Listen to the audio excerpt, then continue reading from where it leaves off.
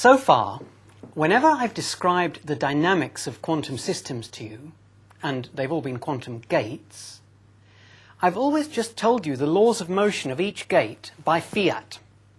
Just a set of equations for how the representative observables of the qubits are changed by passage through that particular gate. Now I'll go to the other extreme and show you the most general framework for quantum dynamics and tell you in principle which sets of such equations describe processes that occur in nature and which don't. Laws of motion are about how things change with time. But as I said in the first lecture, the notion of a system changing itself implies that some things about it are invariant. That's what I called the constitution of the system. The laws of motion, the dynamics, are part of the constitution. The other part is the algebra of the observables at any one time, which in a system of n qubits is always the same as the algebra of all Hermitian matrices of dimension 2 to the n. So, for instance, you'll recall that this Pauli algebra is one way of summarizing the algebra of 2 by 2 Hermitian matrices, representing the observables of a single qubit at any given time.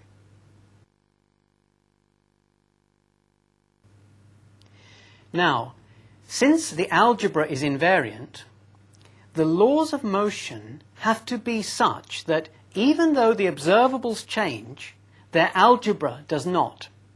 And that's obviously a constraint on what the laws of motion can be. For instance, take this equation for the commutator of the observables x and y of a qubit. Rearrange it, and you get a quantity which the laws of motion have to prohibit from ever changing at all. It has to stay fixed at 0 for all time. Differentiate it with respect to time. That too has to be 0. So there we have a relationship between the time derivatives of observables. And we know that this relationship must be not just compatible but deducible from the law of motion of any qubit that exists anywhere in nature. And we can get similar constraints from any other equation holding among the observables at any given time. It may sound as though it's going to be tricky to find any law of motion that enforces all of these intricate constraints on how observables can change with time. But no, it's easy to find one. Here's one. Pick any observable h of a quantum system at a given time. If the system is a qubit, then like all observables, h can be expressed as a linear combination with real coefficients of the representative observables x, y, and z at that time, and the unit observable. Do the same for every other time. In other words, pick a whole one-parameter family of observables, h subscript t, one for each time. The reason why I'm not calling that h of t with the t in parentheses is that we're already using that notation to refer to the time evolution of a single observable, whereas in this construction we're allowed to choose a different observable at each time.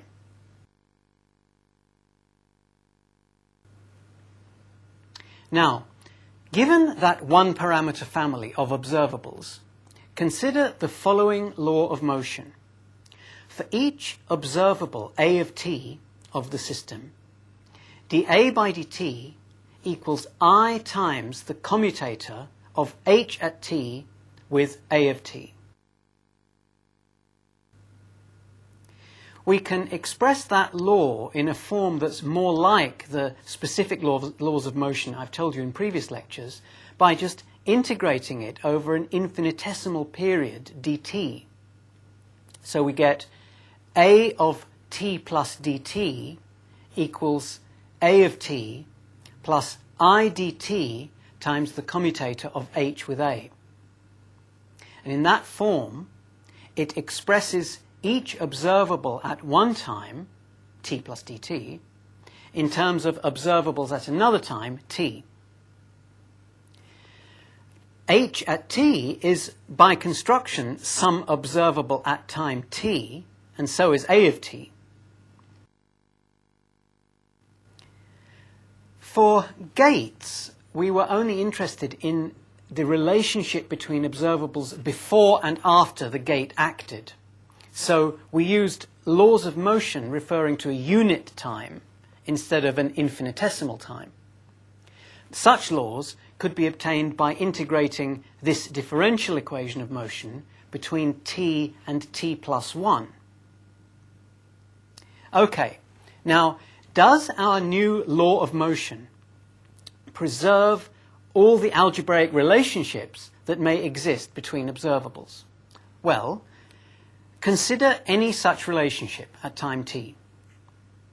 We can always write it in the form f of a of t, b of t, and so on, equals 0, where a and b and so on are observables at time t, and the function f uses any of the operations of matrix algebra, namely matrix addition, matrix multiplication, and multiplication by a constant. It's sufficient to prove that f itself obeys the law of motion.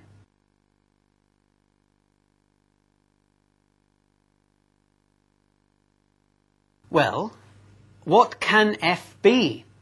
Suppose f is a real multiple of something that does obey the law of motion. Then f obeys it too.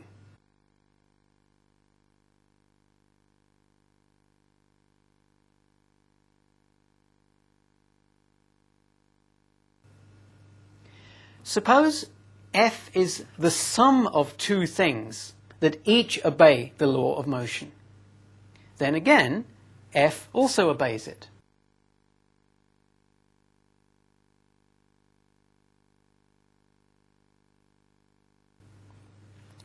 What if f is the matrix product of two things that obey the law of motion?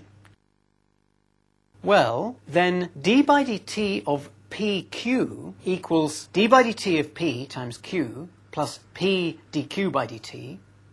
And since p and q obey the laws of motion, multiply that out, and you'll see that it's I times the commutator of h with the product pq, which is I times the commutator of h with f again. So the upshot is, however f is composed out of observables obeying our equation of motion, f obeys it too.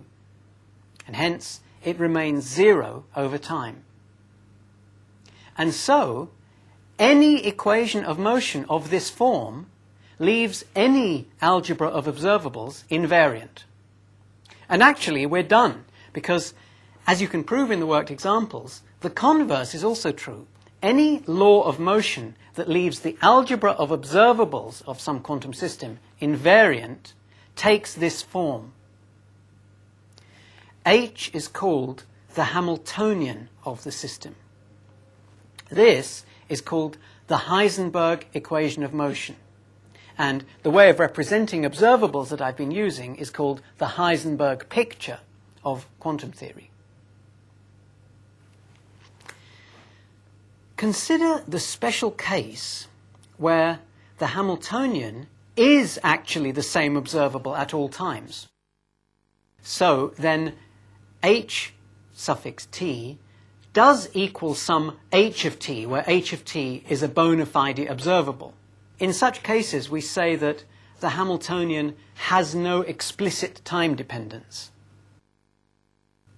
How does this observable change with time? Well, as you can see, it doesn't. When the Hamiltonian has no explicit time dependence, it has no time dependence at all. So, under those circumstances, it's not only an observable, it's a conserved quantity.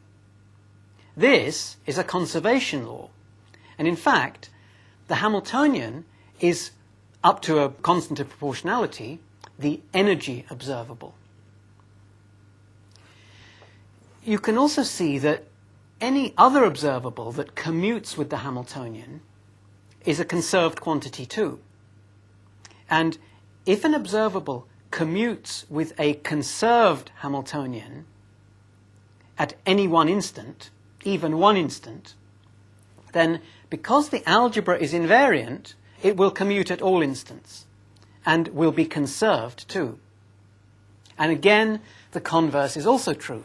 In a system with a conserved Hamiltonian, every conserved observable commutes with that Hamiltonian.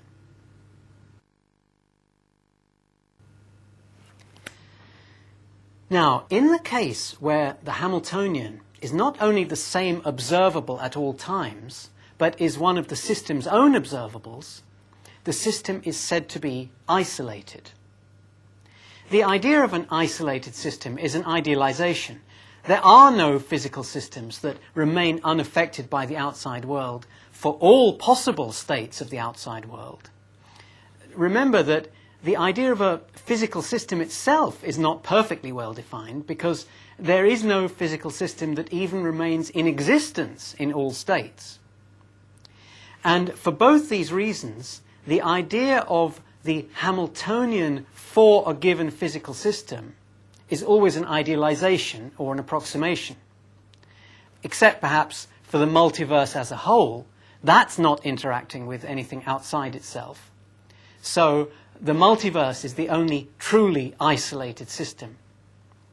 Nevertheless, in real physical phenomena, it's often a very good approximation to say that a system is isolated for a period. For instance, I said that the qubit in our interference experiment in lecture 2 was isolated during periods when the photon was traveling between gates. In fact, it was well described as having a Hamiltonian of 0 during those periods, even though its real Hamiltonian, ultimately the Hamiltonian of the multiverse, would have contained terms describing how the photon would interact with a passing bumblebee that just happened to fly through the apparatus at the same time, and indeed how it did interact with one in some universes. Now, even when a system isn't isolated, it is sometimes possible to encode the whole influence of the outside world on that system into a law of motion that involves only that system's observables, but with a time-dependent Hamiltonian. Such systems are said to be coherent. Another way of stating the definition of coherent is that a coherent quantum system is one in which the observables at one time are functions only of the observables of the same system at another time. And that would be in a given state always, in a given class of states. So, in summary, in states where the dynamics of a system can be well described by a Hamiltonian that's simply one of its own observables, it's said to be isolated. When it can be well described by a Hamiltonian built out of its own observables, but possibly with explicit time dependence, it is said to be coherent. So an isolated system is also coherent. When it can only be described by a Hamiltonian involving other systems, it is said to be decoherent. But ultimately, all these terms are approximative. Short of the multiverse as a whole, there are no isolated systems, and every system is decoherent to some extent. And there are no time-dependent Hamiltonians. Every time-dependent Hamiltonian is just an approximate way of taking into account the effects of other systems in states where the decoherence that they cause in the system of interest is negligible. In our single photon interference experiment, for example, the qubit was effectively isolated during its motion between the beam splitters and the mirrors, but as it interacted with those, its Hamiltonian changed briefly, as I described, but only to some function of the qubit's own observables, and then it changed back to 0. So the qubit remained coherent throughout the whole experiment, until the moment when it interacted with the detector at the end. At that point, the qubit's Hamiltonian would have depended on observables of the detector, and vice versa, thus causing decoherence. And also, as we saw, if the qubit interacted with another qubit during the experiment, then its Hamiltonian would depend on observables of both qubits, and we saw that the interference was then reduced or eliminated. And it's true in general that for an interference phenomenon to occur, or for a quantum computation to be performed, the system doesn't have to be isolated, but it does have to be coherent.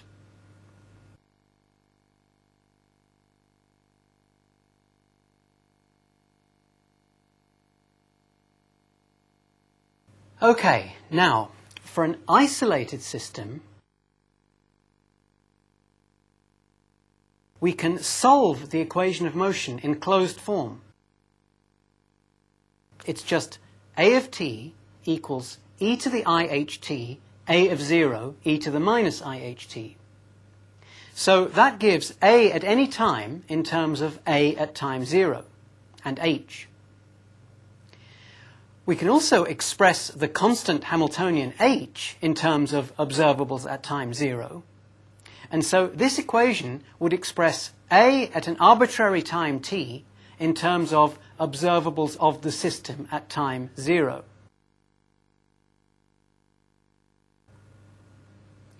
For a general coherent system, the solution will be a slight generalization of that.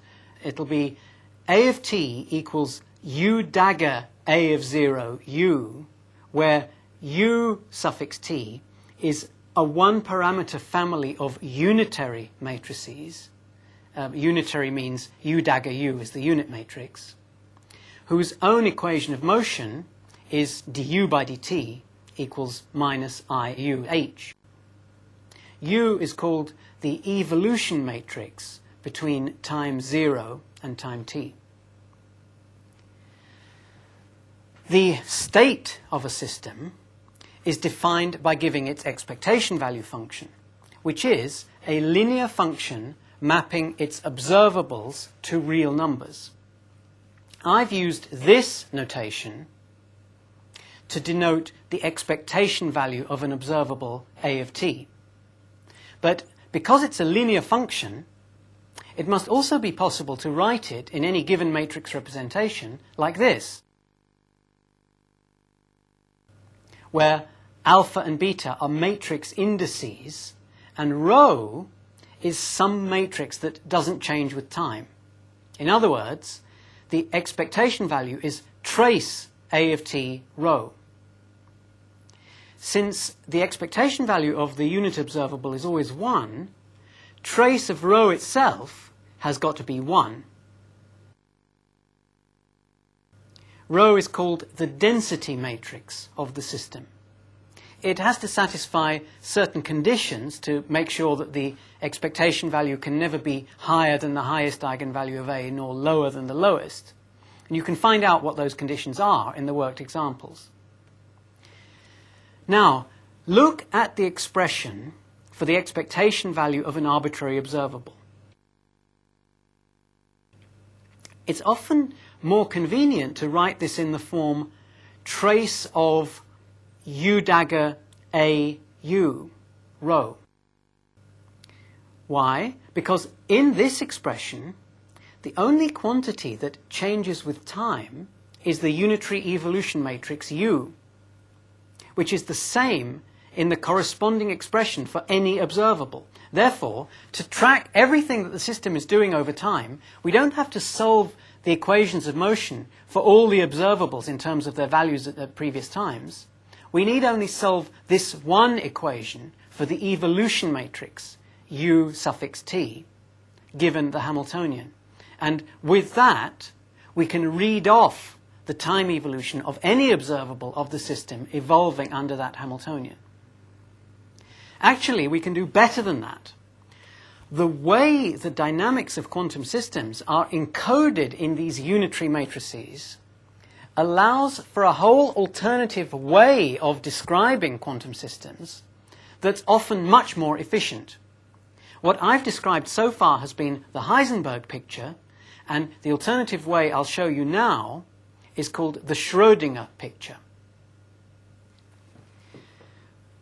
First, look again at this expression for the expectation value of a general observable at an arbitrary time. We can rewrite it using the cyclic invariance of the trace like this. The expectation value of A of t equals trace of u rho u dagger times A of 0. Let's call this quantity rho subscript t. Rho subscript t is called the density matrix in the Schrödinger picture. So, to evaluate an arbitrary expectation value, we need only know this density matrix in the Schrödinger picture and all the observables at any one time, say t equals 0. So for each observable A, we only need to know one matrix, A hat of 0, which in the Schrödinger picture we just call A hat. To summarize the Schrödinger picture then, each observable is represented by a constant matrix, while the density matrix changes with time. This is to be compared with the Heisenberg picture, where the observables are functions of time and the density matrix is a constant. From this expression, we can read off the law of motion for the Schrödinger picture density matrix. It's d rho by dt equals minus I times the commutator of h with rho. This has almost the same form as the law of motion for an observable in the Heisenberg picture, but with the opposite sign. I'll come back to that sign in a moment. Now consider the eigenvectors of the Schrödinger density matrix at time t. The standard notation for vectors in quantum theory is called the Dirac notation. It uses a symbol called a ket, which looks like this, to denote vectors. We typically write inside the ket symbol the information specifying which vector it is. So, for instance, we can call the nth eigenvector of rho of t the ket with label n and t. The rho vector, that is the Hermitian transpose or dual of a given ket, say with label alpha, is written like this. This symbol is called a bra. The origin of this terminology is that the scalar product of a bra with a ket is written like this, beta alpha, the whole thing being a bracket. So the left half of it is a bra and the right half a ket. The scalar product of a ket with the corresponding bra, say alpha alpha, is by definition the squared magnitude or norm of the ket alpha. The vector space of kets is therefore a Hilbert space, basically a vector space with a norm, and it's usually called the Hilbert space of the given system. Observables, represented by matrices, are linear operators on the Hilbert space. The set of all eigenkets of the density matrix at any given time, or of any observable at any time, constitutes a basis for the system's Hilbert space. So we can expand the density matrix in terms of its eigenvalues and eigenvectors like this. Rho of t equals sum over n of Pn times ket n of t bra n of t. And you can prove in the worked examples that the eigenvalues Pn remain constant and that the equation of motion for the eigenvectors is this. d by dt of n equals minus IH times n. Or more generally, if psi is any eigenvector of the density matrix, d psi by dt equals minus IH psi. This is called the Schrödinger equation. And again, over a period t, its general solution will have this form, where the ut are the same unitary matrices as in the solution of the Heisenberg equation of motion.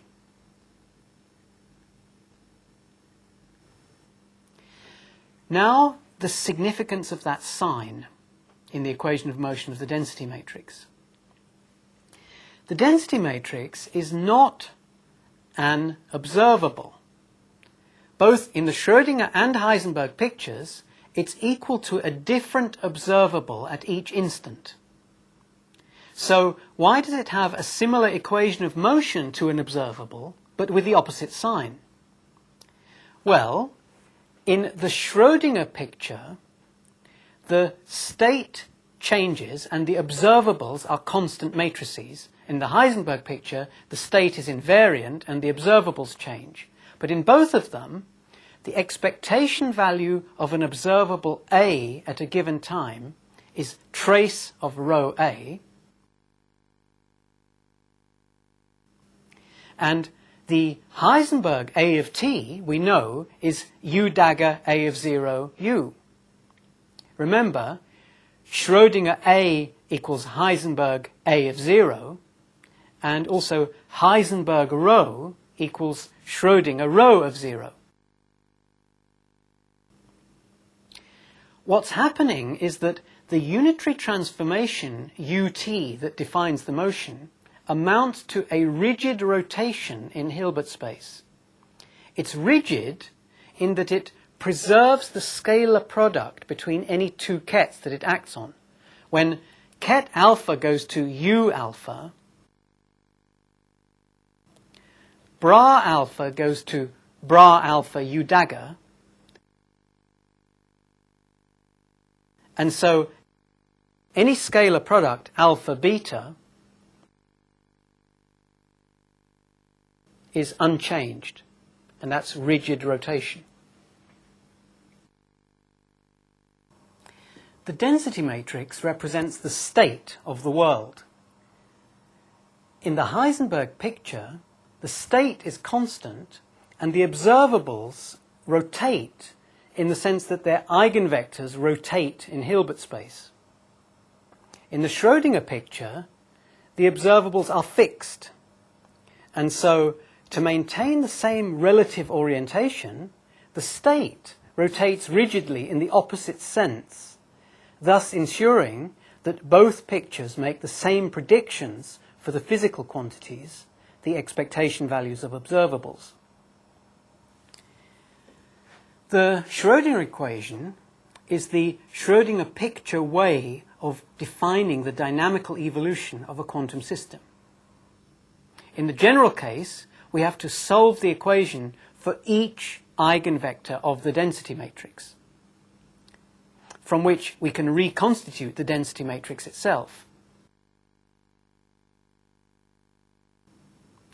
But if rho is ever sharp, well, rho is not an observable, but what I mean is if it's ever equal at some instant to a sharp observable, then the system is said to be in a pure state. And we're often particularly interested in systems in pure states. For instance, if the z observables of a set of qubits are all sharp, so the qubits together are like a register of a classical computer holding a single integer, then the density matrix is sharp and the system is in a pure state. And you can prove that in the worked examples. And you can also prove that in a pure state, in the eigenvector representation of the density matrix, all the coefficients vanish except for one, which takes the value 1. And since the eigenvalues of the density matrix don't change with time, If a system is in a pure state at any instant, then it remains in a pure state so long as the evolution remains coherent. And the density matrix in such a case just takes this form, where psi of t is a single one-parameter family of kets obeying the Schrödinger equation with respect to t. Psi at t is then called the Schrödinger state vector. For a quantum system in a pure state, all the motion of the system is summed up in the motion of this state vector. Okay, this equation for pure states and this one for non-pure states are, in the majority of cases, the most convenient ways of analyzing the motion of quantum systems, and in particular, the computations of quantum computers. And I'll mostly use it from now on. But beware, as we've just seen, this economy of calculation comes at the expense of additional layers of abstraction. Heisenberg observables, which are the dynamical quantities in the Heisenberg picture of quantum physics, have a lot in common with the variables of classical physics. Yes, they're matrices rather than real numbers, but at least there's one such matrix corresponding to each quantity we can observe. And the particular number corresponding to what we do directly observe is in there somewhere. It's one of the eigenvalues. And in the Heisenberg picture, the changing quantities, the observables, are located in particular systems at particular locations. They obey an equation of motion that expresses how they affect other observables and are affected by them, and thereby carry information from one place to another. The Schrödinger state doesn't have any of that. There's only one of them. It's not located anywhere, but refers to the whole system or ultimately to the whole multiverse. What is the Hamiltonian of the whole multiverse? Traditionally, fundamental physics has been about what types of systems exist in nature, what their observables are, and what their Hamiltonians are. That's what elementary particle physicists call the theory of everything. But there is another way of looking at what is elementary or fundamental. Instead of asking what types of Hamiltonian are found in natural systems, which means what sorts of changes can occur in elementary systems over an infinitesimal time, one could go all the way to the bottom line and ask which transformations can be realized in nature by some quantum system evolving for some time, and which cannot. And the short answer is all changes in which observables of the system undergo unitary evolution, with every observable undergoing the same transformation so as to preserve their algebra, every one of those can occur in nature, and nothing else can. Every unitary matrix is the evolution matrix for some quantum system evolving over some time. Or at least we think it is, because it turns out that the vast majority of these possible evolutions can only be realized in a very special type of physical system, a universal quantum computer. They don't occur naturally because they require a complex computer program to bring them about. So here's a fascinating situation. In terms of Hamiltonians, the laws of physics are very finely tuned. The multiverse has its Hamiltonian, and subsystems of the multiverse only have very special Hamiltonians. Most Hermitian matrices cannot be realized in nature as Hamiltonians. But when we ask a slightly different question, which unitary evolution operators can be realized in nature, the answer is all of them, if a universal quantum computer can exist. This special type of object, the universal quantum computer, in a sense, contains within itself all the diversity in nature. No other system does, except perhaps systems that are capable of constructing a universal quantum computer. Suddenly we find ourselves unavoidably playing a role at the deepest level of the structure of physical reality.